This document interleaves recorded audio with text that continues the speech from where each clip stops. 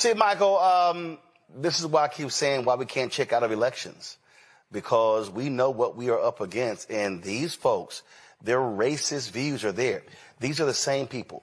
They are pissed off. They are pissed off with immigration. Oh, you see, you got the black HUD secretary. The reason there's a housing crisis because of these illegals. Now you got these same white folks in America pissed off with immigration. Look at Paris. It's so ghetto. Well, actually, Paris is the ghetto in France, you stupid asses. But it's the ghetto, and they're angry. Look at this. All these Muslims, and they're complaining about it in Germany and Italy and all different places. But I need people to understand the role that media plays. This was a story in the New York Times earlier this month. Nick Fuentes was Charlie Kirk's bitter enemy. Now he's becoming his successor. But I want you to look at the photo here. See, you got the photo here, this James Dean-esque rebel photo here, as they sort of lay the story out, talking about Nick Fuentes. And if I go back here, Michael, what you'll see is there have been 4 or 5 or 6 pieces in the New York Times. And so Nick Fuentes is sitting here going, oh, yes, y'all, please keep writing about me. You're making me more popular. You're now spreading my message. And see, that's really why people were attacking Tucker Carlson, because they said, Tucker, what you're doing is you are mainstreaming this absolute virulent racist asshole. And he's gleefully enjoying all of it. Yeah, so I have a few comments here. So Nick Fuentes is another mediocre, uneducated white boy, and it appears he at least attended college. I'm not sure if he graduated, but at least he attended college. But this is so you see the positioning that some in the Republican Party are trying to take because they don't want to condemn him, but this could also cause a fracturing in the Republican Party as well. So when we look at just some of the things that he said, right, and hitting on what you talked about with the Heritage Foundation and Project 2025, that was 45 years in the making, going back to 1980. Just so people understand, mandate for leadership, the conservative promise. And we see we see how these policies that are being put in place by the Trump administration are devastating to African Americans. If Nick Fuentes gains more prominence and continues to spew this venom, this anti-blackness, this anti-Semitism, personally, I think if there's going to be a black tidal wave where people realize, oh shit, no, we have to stop this. I think there's going to be a lot of black people who sat out of the 2024 presidential election. They hear some nonsense like this, and then they see Republicans not condemning it. It's like, yeah, Democrats are not perfect, but they're definitely not this nonsense over here. So, and when we look at you, so you talked about your book, White Fear, and I encourage people to look at the piece from the Atlantic magazine from 2017, looking at the 2016 presidential election. And they said that non-college educated white people did not vote for Trump because of economic issues. They said it was because of cultural anxiety. It was the fear of the browning of America and the fear that by the year 2043, white people would no longer be the majority population in this country. And there was a fear of what would happen to white people when they are a minority in this country. Then when the 2020 census came out, it said that white people were 57% of the population.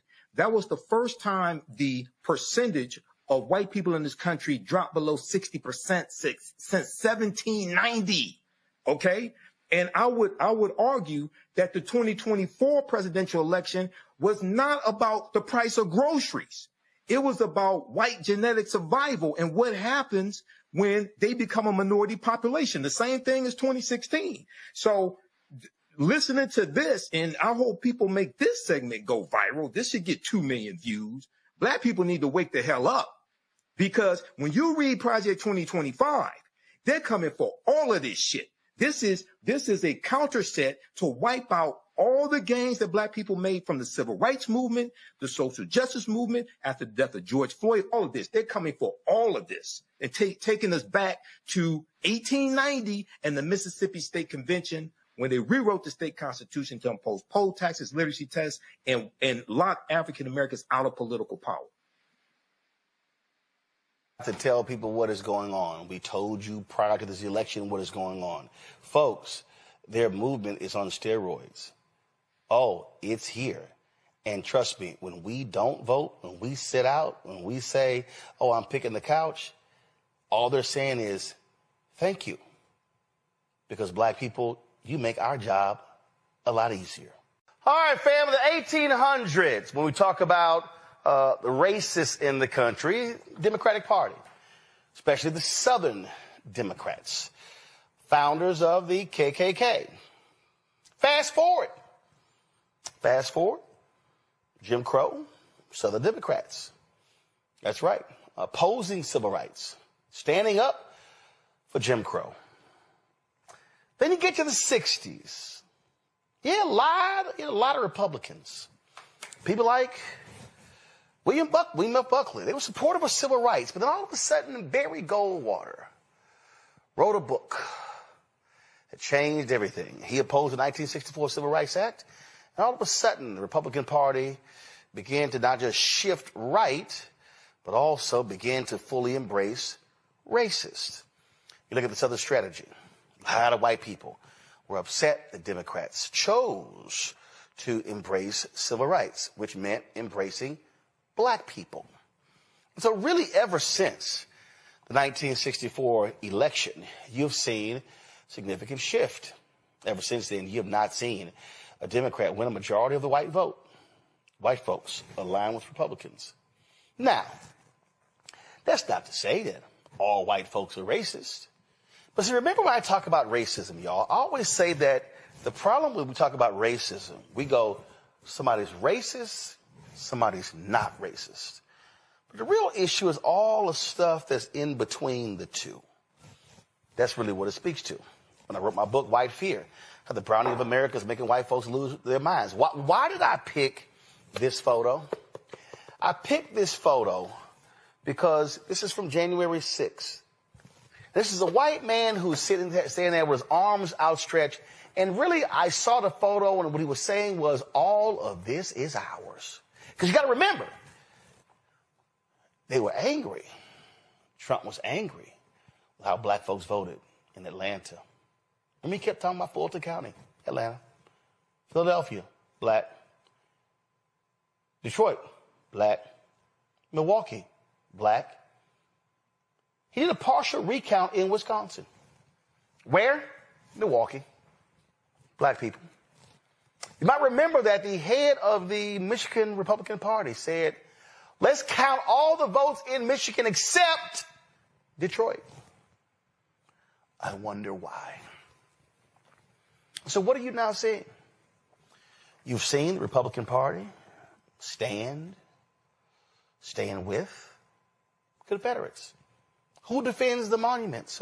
The very people, Republican Party, radical Republicans behind the 13th, 14th, 15th Amendment.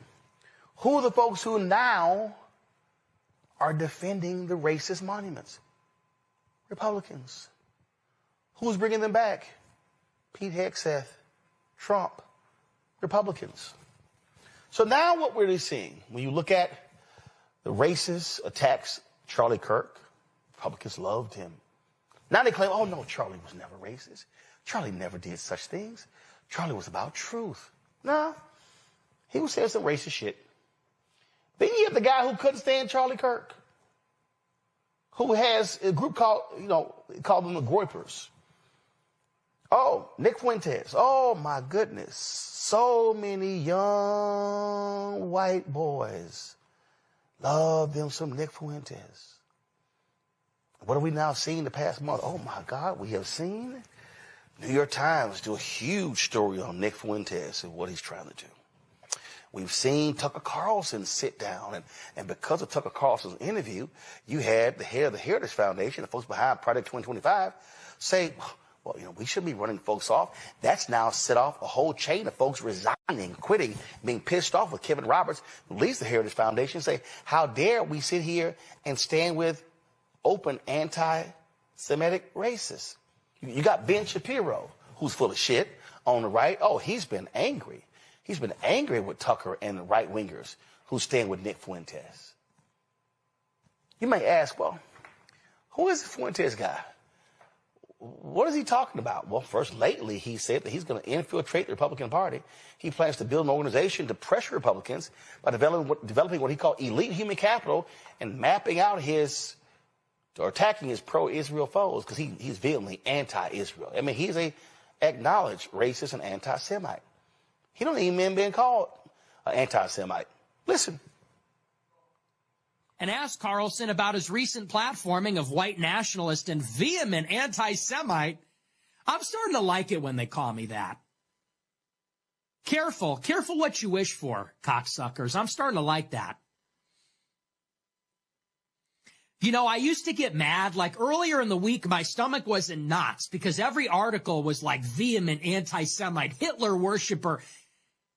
But then I had a change in perspective, which is there any real nigga out there that isn't called this? Or throughout history, all of the realest niggas in history were virulent anti-Semites and racists. Can a nigga just pop off real quick? George Washington, racist. Abraham Lincoln, racist. Christopher Columbus, racist. Jesus split the veil. His parting gift is that he tore the veil covering the Holy of Holies and shook the earth.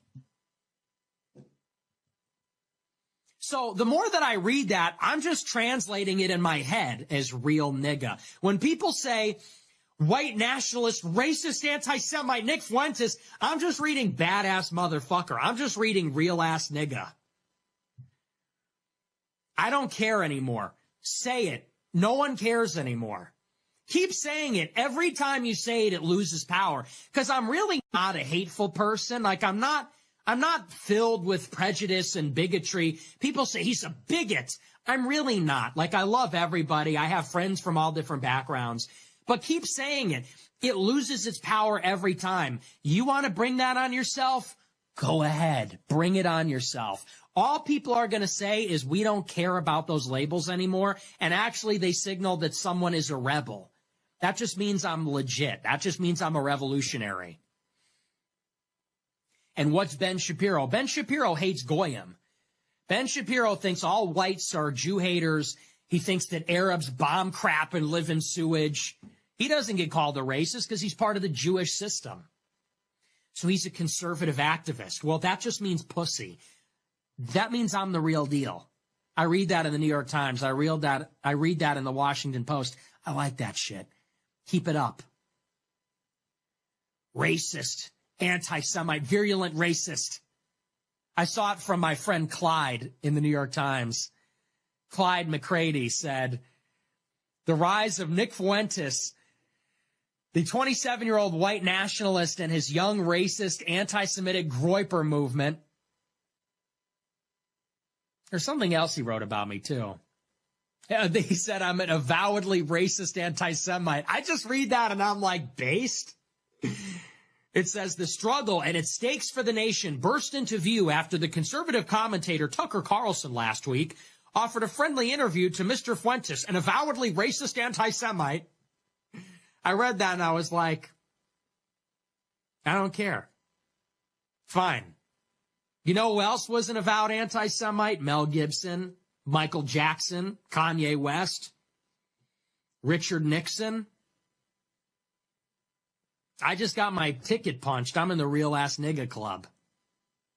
Stalin, Wagner, Henry Ford, Charles Lindbergh. Yeah, welcome to the club. Now, this is what Nick had to say about this new generation. I'm a new generation of white person. I'm not living around blacks. Sorry. You know, I want white kids, and I don't want my white kids bringing home black people to marry. It's racial for me. And call me racist. Oh, very Christian of you. I don't give a fuck. Here's Nick talking about literacy tests. 30% of voters can't name all 3 branches of government, 13% can't name even one, and only 7% know all 5 First Amendment freedoms. 80% can't locate Iraq or Afghanistan on a map. Would you support a modern voter literacy test to incentivize more informed voting? Or any other solutions to incentivize more informed voting? Maybe. I don't know. That's just like idiotic. Thinking the problem is like uninformed people are voting. Uninformed people are the only thing keeping the country going. The 20% of people that could find Iraq on a map are all liberals, okay? The 20% of informed voters that could find Iraq on a map, it's probably like 2% are veterans and 18% are like lib shits that went to college. It's probably like 2% veterans, 2% like talk radio boomers who are like, nah. And then the other 16% are liberals that went to college. So no. I'll be the first to say, if we had a voter literacy test, Democrat landslide imminent. And it would disqualify all blacks. It would disqualify 80% of Hispanics. But you know who would be voting? College-educated whites and Asians, and they're all liberal. So, no. That's not the issue. That wouldn't solve nothing. Thrasimic has sent. Things would get worse faster. Thrasimic has sent $21. Nick has some thoughts on Jim Crow. It was better for them, too. Number one, but number two, who cares? Who cares? Enough with the Jim Crow stuff. Who cares? Oh, they had to drink out of a different water fountain. Big fucking deal. Oh, no, they had to go to a different school. Their water fountain in that famous picture was worse. Who cares? Grow up. Drink out of the fucking water fountain. It's just water. It's the same. And even if it was bad, who cares? Who cares? It's better. It's better in general. We all agree it was better for them. It's better for us. Better in general. Better for them and better for us. Well, there's a whole big dust up on the right, and Donald Trump was asked about this whole blow up and his thoughts about Nick Fuentes. To the formula, yeah. Mr. President, Tucker Carlson recently had a friendly interview with anti-Semite Nick Fuentes. Tucker Carlson. What role do you think Tucker Carlson could play in the Republican Party and the conservative movement going forward? Well, I found him to be good. I mean, he said good things about me over the years. I think he's good. We've had some good interviews. I did an interview with him. We had 300 million hits. You know that. Look, I can't tell him. Will you let me finish my statement? You are the worst. You're with Bloomberg, right? You are the worst. I don't know why they even have you. We've had some great interviews with Tucker Carlson, but you can't tell him who to interview. I mean, if he wants to interview Nick Fuentes, I don't know much about him, but if he wants to do it, get the word out. Let him, people have to decide. Ultimately, people have to decide. The mayor of New York, I will say, would like to meet with us, and we'll work something out. But he would like to come to Washington and meet, and we'll work something out. We want to see everything work out well for New York. You yourself had dinner with Nick Fuentes at Mar-a-Lago a few years ago. What role should he play in the conservative movement? Well, I didn't know he was coming, and he was with, as you know, somebody, Kanye. And Kanye asked if he could have dinner, and he brought Nick. I didn't know Nick at the time. And he did. He came, and along with a few other people. He brought a few people with him. Meeting people, talking to people, like for somebody like Tucker, that's what they do. People are controversial. Some are, some aren't. I'm not controversial, so I like it that way. Okay. So you notice how he said that, oh, yeah, Kanye brought Nick to meet lunch, and I didn't know Nick. Well, you know him now. You know what he says. Ben Shapiro, who I think is an absolutely atrocious, racist asshole, he is not being silent about criticizing Nick Fuentes. Here was Steve Bannon over the weekend, for example, praising Nick Fuentes. Again, the reason this is happening, we should point out, is because there is an attempt to glaze pretty much everybody who is on the anti-Israel, and yes, Fuentes is just an anti-Semite, anti-Semitic side, in order to shift policy priorities away from what President Trump is attempting to do. Alex Jones had a debate with Nick Fuentes and Dinesh D'Souza. And you cannot you see right there the laziness, the lack of argument, their attitude that they just own this. Fuentes takes this guy apart brick by brick. It's a full takedown. It's a full takedown because the kid shows up. He's prepped. He's ready. Not only is he on point and he's always on attack, he happens to have something called facts, and he just overwhelms Dinesh.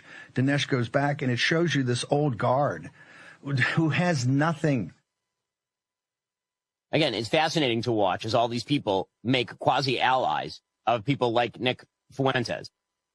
And of course, you know Marjorie Taylor Greene, she had to have a few words to say. You're talking about lowering the rhetoric, which is important for everybody to hear from you and all of our elected officials. But there is some concern, a lot of concern among Republicans about the rise of anti-Semitic hard-right figures in your movement, especially after Tucker Carlson hosted white nationalist Nick Fuentes on his podcast, didn't question Fuentes about his vile language or views. You did speak at a conference hosted by Fuentes back in 2022. You were criticized, and you said then that you didn't know about his views. Well, Fuentes talked to Carlson about that in the interview. Listen to what he said.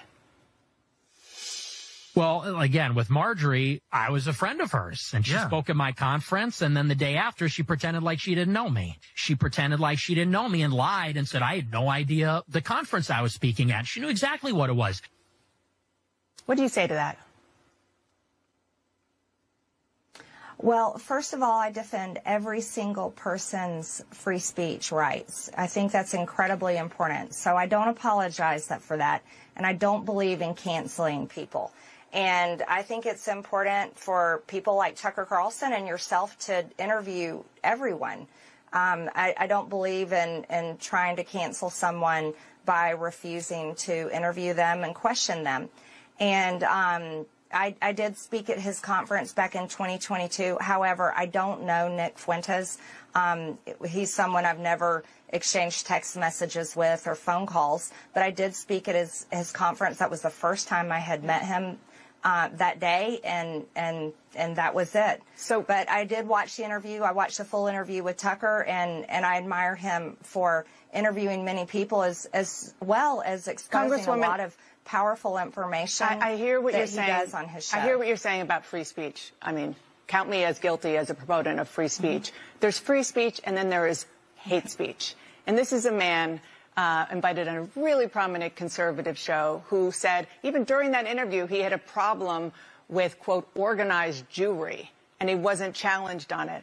In the past, he has denied the Holocaust, called Adolf Hitler effing cool, talked about the fact that he thought Jim Crow was just fine, and on and on. So again, there's free speech, and then there's just hateful language and sentiments. Well, Dana, again, I told you on this interview that I'm committed to ending the toxic politics, and I think I don't want to have anything to do with it. You should have Nick Fuentes on your show, and you could ask him questions about that. I myself am. Boy, it's so hard for them to actually condemn the hate, isn't it? So let's take Kevin Roberts. He leads the Heritage Foundation. So he has been under a lot of pressure because there are so many other Republicans. They're calling them elite Republicans, old school Republicans who have been upset. A number of people have resigned from the Heritage Foundation, including close aides of his, because of his defense of Tucker Carlson reaching out and interviewing Nick Fuentes. And Kevin Roberts is saying, hey, we need those guys in the fold. Listen. I want to speak plainly, both as president of the Heritage Foundation and also as an American who understands the urgency of this moment. Leadership requires owning the moments where we fall short, then using them to reset, refocus, and recommit. I talked about this today, as you may have seen, during our Heritage All-Staff Town Hall.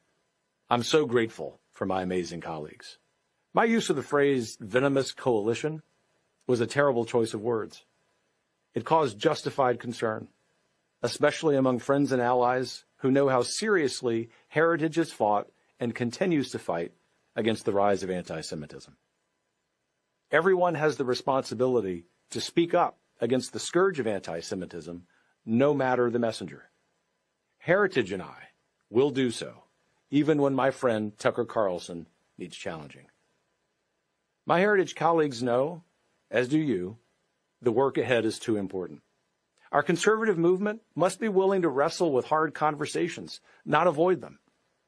Last night's election results demonstrate this. The need of this moment is clear. We must articulate a bold, positive vision that convinces Americans that conservative policies will revitalize the American dream. The left isn't slowing down. If we want to win, truly win, we must grow stronger in every way. Here is what we are focused on moving forward. Standing for strong families, because no society survives without them. Advocating for the dignity of work and free enterprise, because it's how people build meaning and sustain freedom. Defending national sovereignty, because a country that doesn't protect itself isn't a country. And restoring citizenship as a sacred trust, rooted in virtue, liberty, and faith. It's not just policy, it's purpose. So to each of you working the long hours, holding the line, doing the unglamorous tasks that keep this mission moving, I see you. I'm grateful. And I want you to know we're in this together. Movements like ours are not weakened by adversity. We are sharpened by it. Let's take what we've learned. Let's recommit. And by all means, let's go win. By all means, let's go win. I want everybody watching to understand that that really is the goal of all of this. See, the Republican Party has always been quite comfortable with racism. They understand it. I played it before, but Lee Atwater, when he talked about language that you no longer can use, but there's other language you can use that's going to achieve the same result of getting out the white races. See, the Klan endorsed Trump. The KKK, they're not comfortable in today's Democratic Party. Well, they're quite comfortable in the Republican Party. Former Klan leader David Duke, remember? He ran for office. What did he run as? A Republican. When you look at these white supremacists, these militia groups, when you look at the Proud Boys, the Oath Keepers, who do they align with? Trump, MAGA, and the Republican Party.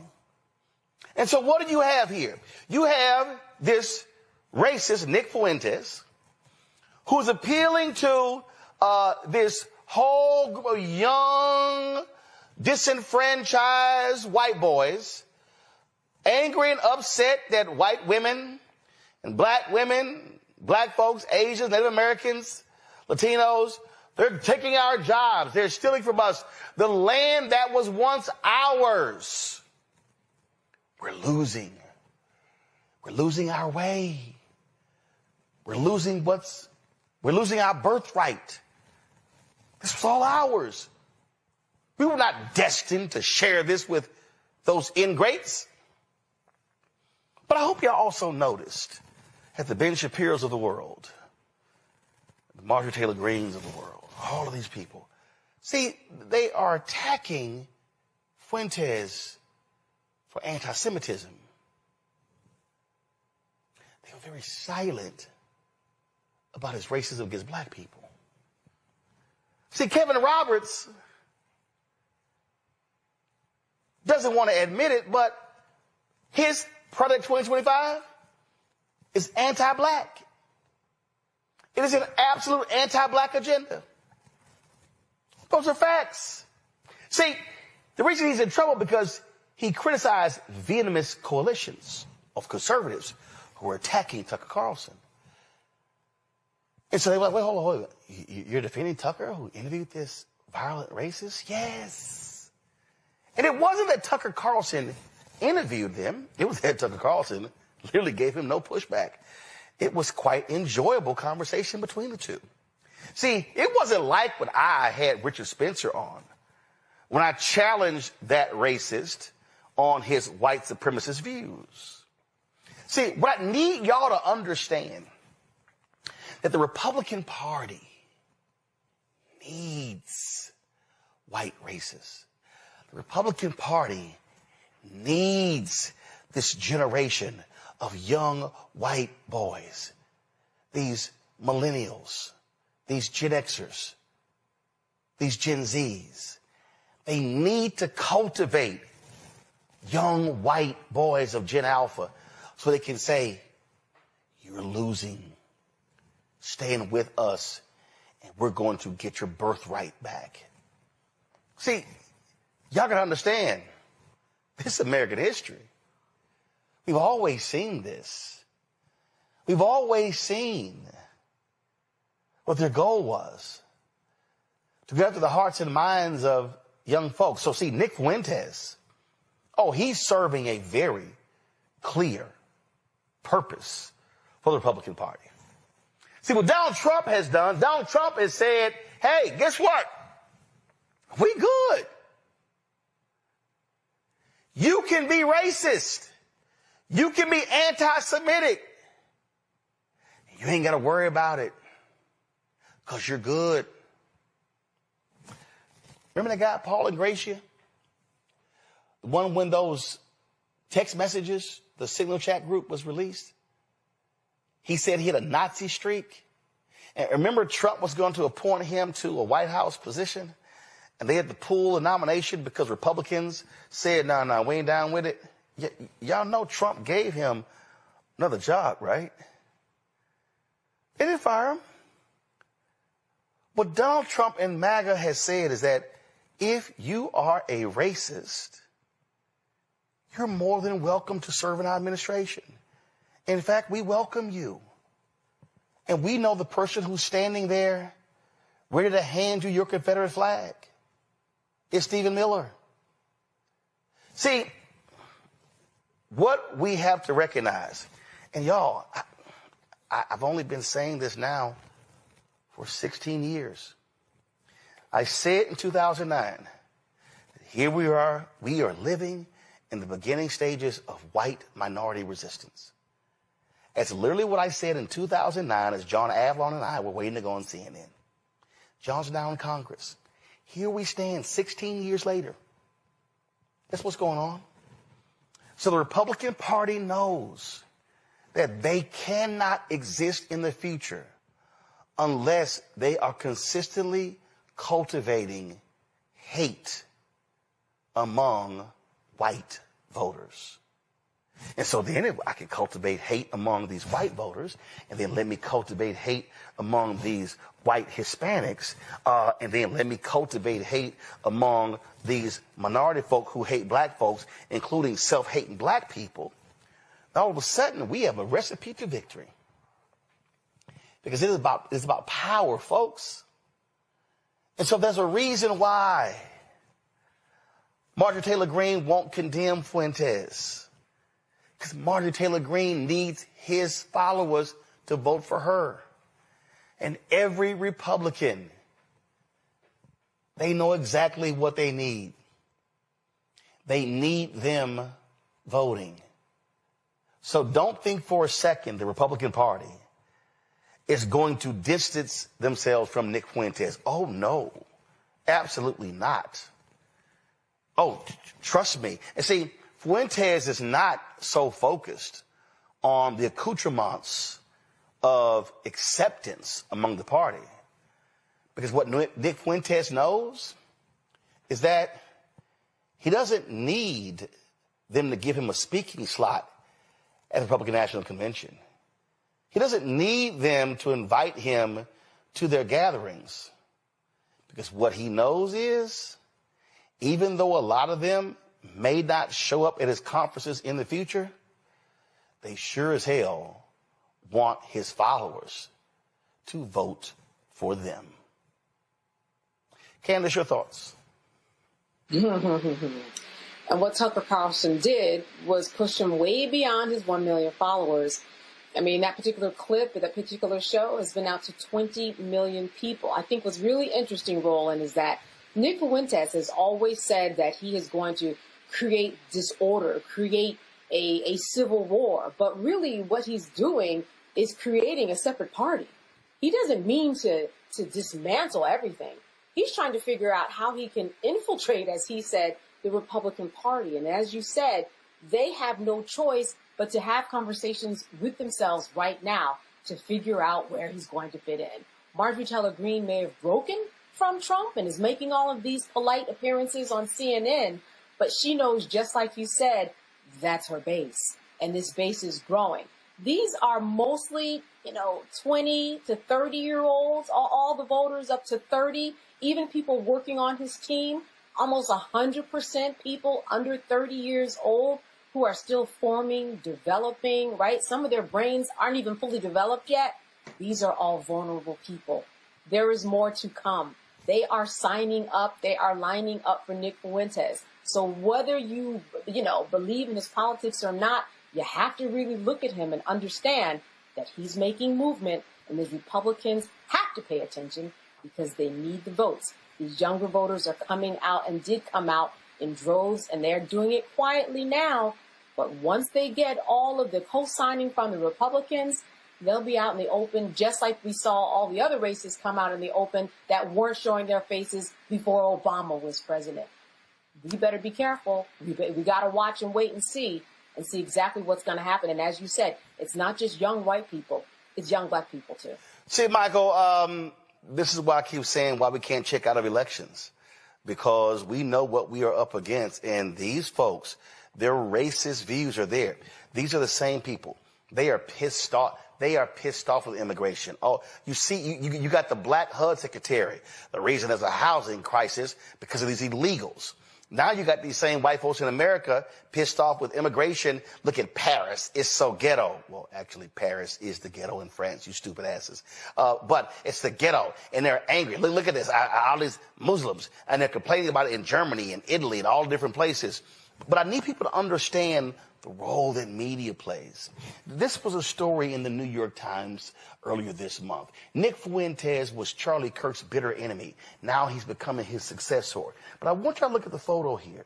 See, you got the photo here, this James Dean-esque rebel photo here, as they sort of lay the story out, talking about Nick Fuentes. And if I go back here, Michael, what you'll see is there have been 4 or 5 or 6 pieces in the New York Times. And so Nick Fuentes is sitting here going, oh, yes, y'all, please keep writing about me. You're making me more popular. You're now spreading my message. And see, that's really why people were attacking Tucker Carlson, because they said, Tucker, what you're doing is you are mainstreaming this absolute virulent racist asshole. And he's gleefully enjoying all of it. Yeah, so I have a few comments here. So Nick Fuentes is another mediocre, uneducated white boy, and it appears he at least attended college. I'm not sure if he graduated, but at least he attended college. But this is so you see the positioning that some in the Republican Party are trying to take because they don't want to condemn him, but this could also cause a fracturing in the Republican Party as well. So when we look at just some of the things that he said, right, and hitting on what you talked about with the Heritage Foundation and Project 2025, that was 45 years in the making, going back to 1980. Just so people understand, mandate for leadership, the conservative promise. And we see we see how these policies that are being put in place by the Trump administration are devastating to African Americans. If Nick Fuentes gains more prominence and continues to spew this venom, this anti-blackness, this anti-Semitism, personally, I think if there's going to be a black tidal wave where people realize, oh shit, no, we have to stop this. I think there's going to be a lot of black people who sat out of the 2024 presidential election they hear some nonsense like this, and then they see Republicans not condemning it. It's like, yeah, Democrats are not perfect, but they're definitely not this nonsense over here. So, and when we look at you, so you talked about your book, White Fear, and I encourage people to look at the piece from the Atlantic magazine from 2017, looking at the 2016 presidential election. And they said that non-college educated white people did not vote for Trump because of economic issues. They said it was because of cultural anxiety. It was the fear of the browning of America and the fear that by the year 2043, white people would no longer be the majority population in this country. And there was a fear of what would happen to white people when they are a minority in this country. Then when the 2020 census came out, it said that white people were 57% of the population.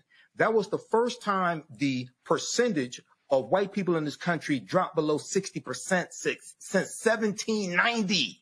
Okay. And I would argue that the 2024 presidential election was not about the price of groceries.